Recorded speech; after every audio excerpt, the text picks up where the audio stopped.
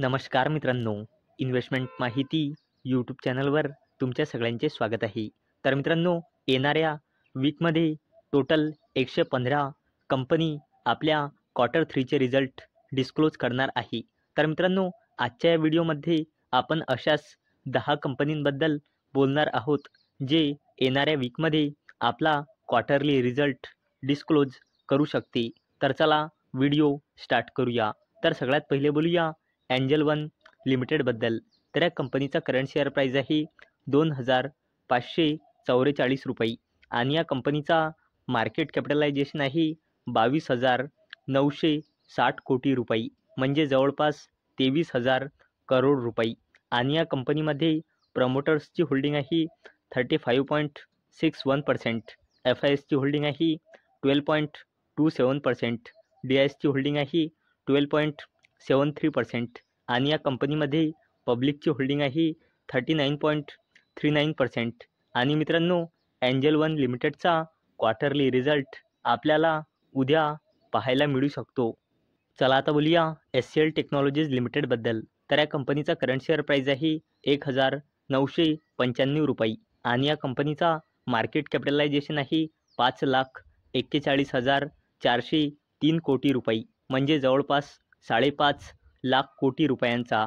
आणि या कंपनीमध्ये प्रमोटर्सची होल्डिंग आहे 60.82%, एफ आय एसची होल्डिंग आहे 18.67%, डी आय एसची होल्डिंग आहे 15.78% आणि या कंपनीमध्ये पब्लिकची होल्डिंग आहे 4.53%.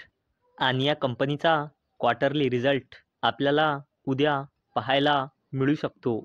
चला आता बोलूया HDFC ॲसेट मॅनेजमेंट कंपनी लिमिटेडबद्दल. तर या कंपनीचा करंट शेअर प्राईज आहे 3,845 रुपये आणि या कंपनीचा मार्केट कॅपिटलायझेशन आहे 80,000 कोटी रुपयेपेक्षाही जास्तीचा.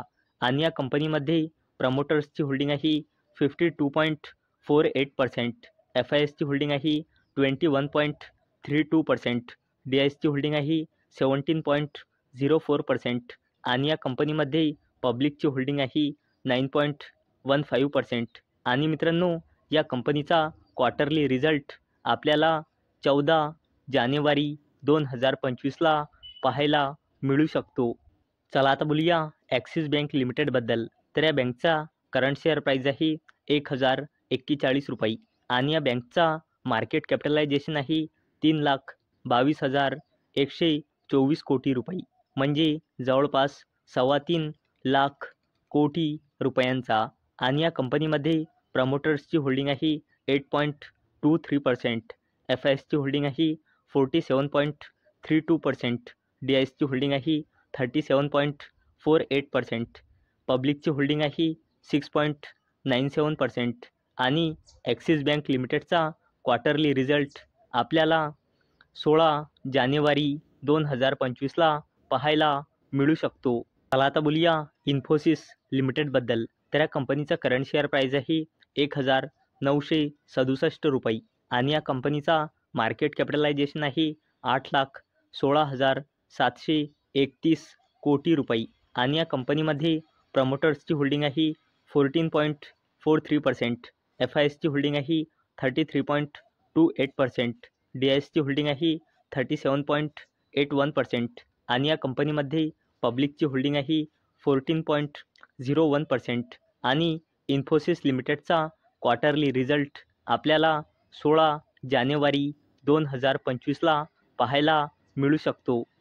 चला आता बोलूया मुकेश अंबानीच्या कंपनीबद्दल, जिचे नाव आहे रिलायन्स इंडस्ट्रीज लिमिटेड. तर या कंपनीचा करंट शेअर प्राईज आहे 1,242 रुपये आणि या कंपनीचा मार्केट कॅपिटलायझेशन आहे 16,80,585 कोटी रुपये आणि या कंपनीमध्ये प्रमोटर्सची होल्डिंग आहे 50.24%, एफ आय एसची होल्डिंग आहे 20.17%, डी आय एसची होल्डिंग आहे 18.24% आणि या कंपनीमध्ये पब्लिकची होल्डिंग आहे 11.18% आणि या कंपनीचा क्वार्टरली रिझल्ट आपल्याला 16 जानेवारी 2025ला पाहायला मिळू शकतो. चला आता बोलूया जिओ फायनान्शियल सर्व्हिसेस लिमिटेडबद्दल. तर या कंपनीचा करंट शेअर प्राईज आहे ₹281 आणि या कंपनीचा मार्केट कॅपिटलायझेशन आहे 1,78,241 कोटी रुपयांचा आणि या कंपनीमध्ये प्रमोटर्सची होल्डिंग आहे 47.12%, FISची होल्डिंग आहे 16.88%, DISची होल्डिंग आहे 11.39% आणि या कंपनीमध्ये पब्लिकची होल्डिंग आहे 24.46% आणि या कंपनीचा क्वार्टरली रिझल्ट आपल्याला 17 जानेवारी 2025ला पाहायला मिळू शकतो. चला आता बोलूया टेक महिंद्रा लिमिटेडबद्दल. तर या कंपनीचा करंट शेअर प्राईज आहे 1,706 रुपये आणि या कंपनीचा मार्केट कॅपिटलायझेशन आहे 1,66,942 कोटी रुपये आणि या कंपनीमध्ये प्रमोटर्सची होल्डिंग आहे 35.02%, FISची होल्डिंग आहे 23.67%, DISची होल्डिंग आहे 30.90% आणि या कंपनीमध्ये पब्लिकची होल्डिंग आहे 10.23% आणि या कंपनीचा क्वार्टरली रिझल्ट आपल्याला 17 जानेवारी 2025ला पाहायला मिळू शकतो. चला आता बोलूया विप्रो लिमिटेडबद्दल. तर या कंपनीचा करंट शेअर प्राईज आहे 301 रुपये आणि या कंपनीचा मार्केट कॅपिटलायझेशन आहे 3,14,653 कोटी रुपये आणि या कंपनीमध्ये प्रमोटर्सची होल्डिंग आहे 72.79%, FISची होल्डिंग आहे 7.68%, DISची होल्डिंग आहे 8.28% आणि या कंपनीमध्ये पब्लिकची होल्डिंग आहे 11.12% आणि विप्रो लिमिटेडचा क्वार्टरली रिझल्ट आपल्याला 17 जानेवारी 2025ला पाहायला मिळू शकतो. चला आता बोलूया कोटक महिंद्रा बँक लिमिटेडबद्दल. तर या कंपनीचा करंट शेअर प्राईज आहे 1,756 रुपये आणि या कंपनीचा मार्केट कॅपिटलायझेशन आहे 3,49,163 कोटी रुपये म्हणजे जवळपास 3.5 लाख कोटी रुपयांचा आणि या कंपनीमध्ये प्रमोटर्सची होल्डिंग आहे 25.88%, FISची होल्डिंग आहे 32.48%, DISची होल्डिंग आहे 28.79% आणि यामध्ये पब्लिकची होल्डिंग आहे 12.83% आणि कोटक महिंद्रा बँक लिमिटेडचा क्वार्टरली रिझल्ट आपल्याला 18 जानेवारी 2025ला पाहायला मिळू शकतो. तर मित्रांनो, अपेक्षा आहे हा व्हिडिओ तुम्हाला आवडला असेल.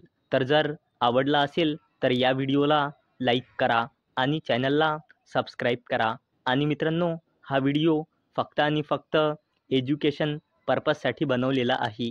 माझ्याकडून काहीही रेकमेंडेशन नाही की तुम्ही या स्टॉक्सना बाय करा, सेल करा किंवा होल्ड करा. तर चला भेटूया नेक्स्ट व्हिडिओमध्ये. तोपर्यंत टाटा, बाय बाय.